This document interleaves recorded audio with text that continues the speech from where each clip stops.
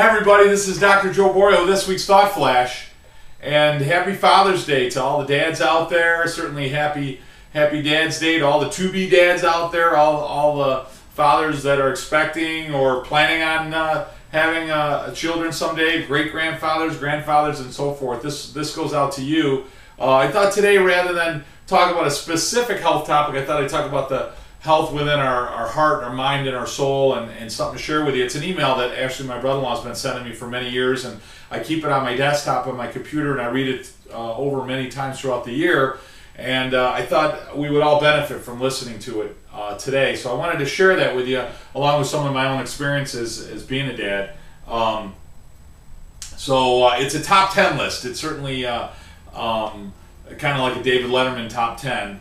So I'm going to read through it, and I wrote it down just so I certainly wouldn't forget any specific topics. Number one is going to be pack the car more often. Some of the best memories I have, I'm almost 50 now, so when I think back, some of these great memories I had with my parents. We used to go to Disney World. We went down to the campgrounds. A few times we went to Virginia, we went to the Adirondacks. My dad ran a restaurant, an old Italian guy, and my mom kind of grew up in that Leave It to Beaver family type dynamic. So, we took a week off. My dad would take a week off every year, and it was something we really cherished. And we had great times, great memories. I don't remember bad things that happened, even some of the events that happened that were unplanned. We lost our luggage once, or we had a really bad car accident. We had damage to one of the tires on one of our trips. But when I think back of that, and when we talk about that as a family, we always laugh. I think it was real stressful for my parents, but it was something that we always laugh about. And I think when we're fathers now, and we get so caught up in the moment, I know I've done that in my practice, certainly, in certain businesses that I run, you're like, oh my God, I got to do it today, I got to do it today. When you realize that, the world still goes on without you, and boy, if you could take that extra week or two and a year and spend it with your family and your kids, boy, you're really leaving them with better memories, a greater bond, something to look back on, experiences that you can cherish with your children forever. So pack the car less often was number one. Two, spin things less and listen. Sometimes, my two boys, I have a 13-year-old and 8-year-old, and they come home and they tell you a story, or they tell you something, and certainly I know with my dad growing up as a kid, I would do the same thing, and often, rather than maybe listening more, we would immediately try to fix it. Guys tend to be fixers, so we immediately try to remedy the situation, where sometimes I think to be a really good father, I think you need to be a good listener, and I think sometimes maybe you don't need to fix something. Maybe your child just needs to express something or express an experience. So I think if we certainly spin things less and just listen more, I think we'll really be giving a gift to our children. I've certainly made that mistake, and I certainly try to stay on top of that when my children come home every day. Raise our voices less. Certainly we want to. My dad would always say, "Hey, I'm not your friend. I'm your father," and I agree with that 100%. And I think extending that, I think being a good dad doesn't mean to dominate them, doesn't mean to control them, but it means, again, going back to that listening and to maybe ask them questions so that they can come up with their better answers of their own morality or ethics. I think most of our morality or ethics are already inborn, they're innate in us. We already know what right or wrong is for the most part. So I think if you can kind of lead them with questions as to why they did what they did, and ask them, do they understand why it's wrong, rather than immediately, knock it off. I think you're teaching your children to reason and to use logic, and not to use emotion or anger or frustration to handle the problems in their life. So raise your voice less. Put up the hoop sooner. So many times I'm guilty of this as a dad, and I know a lot of my buddies, when we talk, you talk about a basketball hoop, but anything, going to buy golf clubs, or going to get ice cream, or going to fix the fishing reel. My son went fishing this morning, so I went yesterday and bought him a fishing reel and so forth. But really, one of the statements I always use as a coach for clients is TNT, today, not tomorrow. I think we need to realize that, boy, your kids are experiencing life, and their experiences in their life are so different than you think it is. And if you were to do that sooner, you know, it changes their life. It's a place. I have a basketball hoop here, so you know, it's just I see the kids over there play basketball. I put some baseball bases in the backyard. You know, nailed them into the ground, and just something simple or stupid. But boy, the hours of enjoyment they have just doing those things, and if you can go out there and hit the ball around with them and enjoy with them, those are the things they'll remember. They're not going to remember the new bicycle necessarily, but they'll remember the time you spent with them certainly a lot more. Hung around more at bedtime. You know, that's one thing I want to tell you that I made that mistake again too, is you know, wanting to be around your kids right in bedtime, and I do that so much more now, and I'm so much better at that. Is, you know, that last 15 minutes of the day where you can do so many of these other things. You don't have to spin things as often.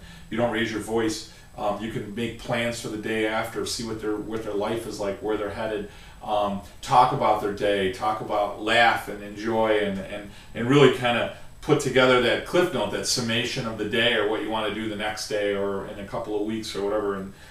And I'll tell you, that sometimes for me, that's the best time I can spend with my kids, and just give them that last minute hug and a kiss and tell them I love them, and spend that extra time with them is great. You know, one of the lines they use in number 6 is bought more pets, or bought the hamster sooner. But what they were really referring to is remembrance. So many of the things that we do, you know, when you think back, everyone, if you had a pet, you know, you remember your dog Peanuts, or you remember your dog Snoopy, or you remember your dog, you know, Rocky. We have 2 St. Bernards, Rocky and Bella, and you know, my kids, that's what they'll remember. You know, so not just a pet, but gear, fishing gear, or like I said, a bicycle, or a scooter, or a skateboarder. Those little things that you can shape memories around, things that you can shape remembrance around, I think are really important, and something that you can share with them at the same time. I still remember my parents when I had my red bicycle, and they took my training wheels off, and when they bought me that bike, you know, for my birthday, and it was something that still sticks with me. I still remember that. Starting your day, investing with your children 5 minutes. You know, starting that day for 5 minutes. We get so ruffled about sometimes yelling or getting frustrated because we're trying to get ready for school or get ready for an event. We'll maybe get up a few minutes earlier, and that way you can maybe still need to do some of that, but you can also spend those 5 minutes with your children and talk about the day, and listen to what their expectations are of the day, and listen to them.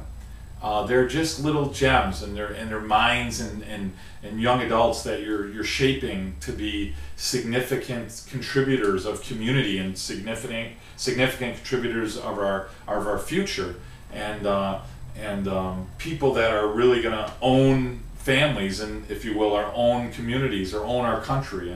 And by spending those little 5 minutes, it's an investment. It's like putting a little bit in a stock fund every day. I think you grow from it. I mean, some of these things we talk about giving for our children, but sometimes you can be a little selfish, because by doing those extra few minutes every day with your kids, you can almost get selfish, but it actually makes your day better. You feel better, and your day's better when you go to work and spend time with other people, and you can certainly appreciate other children more. So be patient with fantasy. You know, so often our kids will talk about being astronauts or firemen, or catching a huge fish, going fishing, which Vito was talking about last night before I went out, or about a bicycle, or going, oh my gosh, we went to Universal Studios this year, and my God, every night for 15 minutes, we would go on the internet, we go on our iPads, and we would look at Universal Studios and talk about the rides, and talk about the fun things they wanted to do. But they would have these fantasies about what they want to be when they grow up, or what they wanted to do next year, or how the next grade was going to be, or the first kiss, or what have you, and just to sit back and listen to them. There's no, we haven't ruined them yet, you know, at that age. They're not so much thinking in a box. Anything's possible, and it's great to listen to them express the world through their eyes, through their perspective. And like I said, it's selfish too, because you start to sense the magic of day to day. We get so stuck in the day to day mundane of life, and you get to hear it through their eyes, and all of a sudden life becomes fun. You know, B.J. Palmer, one of my favorite authors in chiropractic, talks about that. don't take yourself so damn seriously. And I think as adults we start to take ourselves so seriously, or take moments of time so seriously. And when you listen to kids, you realize, you know, it's easy not to take it so seriously. So, which I love. Hug and kiss your kids more. I'll tell you, I grew up in an Italian family, so fortunately for me, it wasn't a challenge. You know, my mom and dad still give me a kiss and a hug, and hold my hand, or put their hand on my shoulder, or you know, an embrace frequently. And I definitely kiss and hug my kids. I can't wait to touch them all the time. And I'll tell you that really, we're, as human beings, we really we work well with hugs and kisses. I mean, if you go up to somebody and you give them a hug, it changes their entire physiology. It shows to lower cancer risk. It shows to lower heart attacks if you get 7 hugs a day. So imagine if you do that to your children. One great way to make your kids healthier is to hug them and kiss them. And good news, you get healthier as a result. So really, really great. And number 10, been alone with each child individually more often.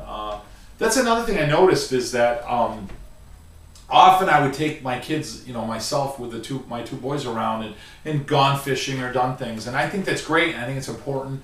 And certainly as a family, I think that's important too. But I also noticed that I think it's really important, and I got that from this when I read this 10 years ago when I started reading it, how important it is to actually take one of your children away and spend individual time with them, whether, like I said, it's fishing or kicking the soccer ball around or playing baseball. But each child is so unique and so different, and they need different things from you, and you can enjoy different aspects of their life or personality or perspectives as well. I'll share in closing this one real neat story. It's not a story of mine. It's actually a story that I was exposed to once, but it's about an older man who his wife had passed away, and he was actually putting together some papers for his family. And he noticed his wife had kept everything all the time. She kept all these documents. So he went upstairs to look for some documents that his wife had in the attic. And he found some journals. And actually, he forgot all about what he was looking for, and he noticed some of his business journals. So he grabbed this box and he brought it downstairs, and he started to reflect back. He's now in his 80s. He started reflecting back on the time he was a father. And he was 30-something, 40, early 40s. And he started to look back some of his business journals. He was a very successful businessman, and looking at his day-to-day. And he also noticed in his box his son had some journals. And he thought it would be neat to kind of go back and kind of reference the two journals at the same time. So he read one of his journals, and he took his son fishing one day, and he was a very busy businessman.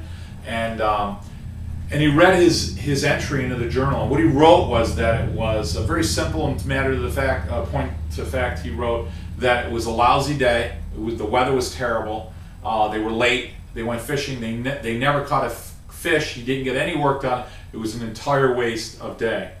And then he read his son's journal on the same day, and his son wrote, went fishing with my dad. It was the best day ever. And